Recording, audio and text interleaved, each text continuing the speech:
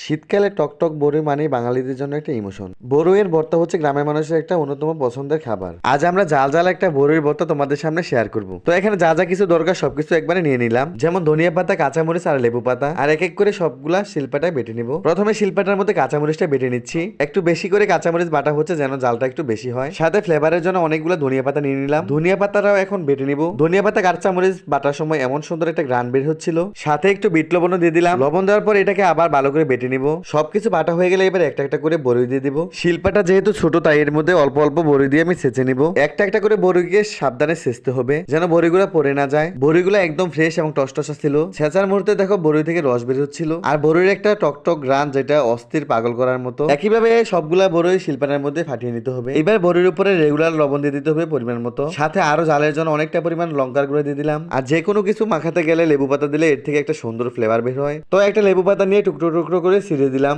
এবার সবকিছু একসাথে করে ভালো করে মাখিয়ে নিতে হবে। দেখো মাখানোর সময় অলরেডি মুখে পানি চলে আসছে, দেখেই বোঝা যাচ্ছে কি পরিমাণে জাল হবে আজকের বড়ি মাখাটা। তো যাই হোক, আমি একটু সময় নিয়ে বড়িগুলা মাখিয়ে নিলাম। এবার বড়িগুলা মাখানো হয়ে গেলে একটা পাত্রের মধ্যে তুলে নিতে হবে। একটা একটা করে সবগুলা বড়ি আমি একটা বাটির মধ্যে তুলে নিলাম। আর এই হলো আজকে আমার বড়ির মাখার ফাইনাল লুক। দেখতে তো মাশাআল্লাহ খুবই লোভনীয় এবং খেতে অনেক মজা।